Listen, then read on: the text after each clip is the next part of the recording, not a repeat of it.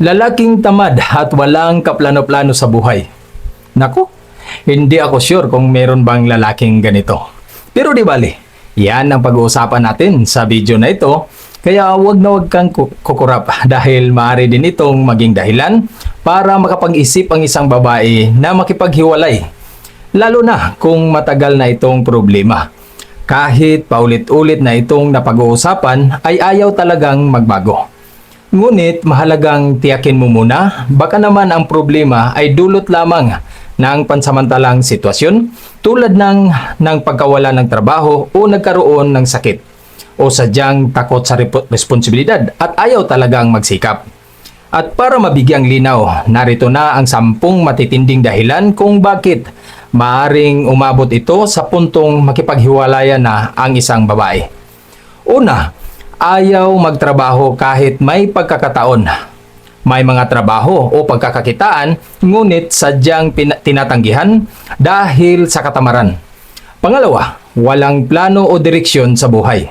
Hindi nag-iisip kung paano mapapabuti ang kinabukasan ng pamilya at kontento na sa kasalukuyang paghihirap. At ang pangatlo, hindi marunong dumiskarte. Kahit gipit na, wala pa ring inisyatibo na humanap ng ibang paraan para kumita.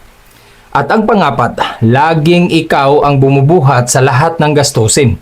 Ikaw na ang kumikita, ikaw pa ang nag-aalaga sa bahay at pamilya. Habang siya ay walang ambag. Panglima, paulit-ulit na pangako pero walang aksyon.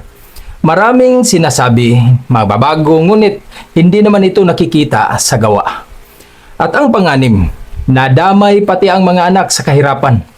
Kulang ang pagkain, edukasyon o pangunahing pangangailangan dahil sa kanyang kapabayaan.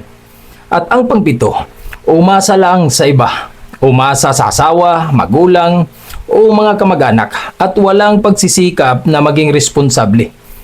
At ang pangwalo, ayaw tumanggap ng payo kapag pinapayuhan, nagagalit o nagdadahilan sa halip na magsikap. At ang pangsiyam, nawawala na ang respeto at tiwala dahil sa paulit-ulit na kapabayaan.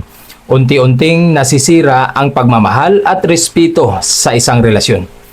At ang pangsampo, wala nang pag-asa sa pagbabago.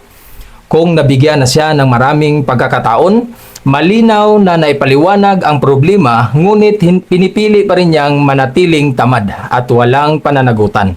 Sa puntong ito, maaaring nakakabuti ng tapusin ang isang relasyon upang maprotektahan ang iyong kinabukasan at ng iyong kapakanan.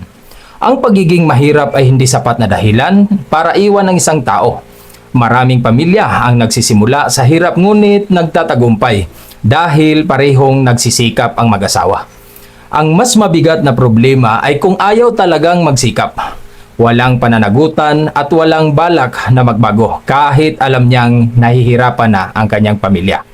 Sa ganitong sitwasyon, makatuwirang pag-isipan kung ang pagpapanatili mo sa relasyon na yan ay makakabuti pa ba sa iyo at sa inyong pamilya.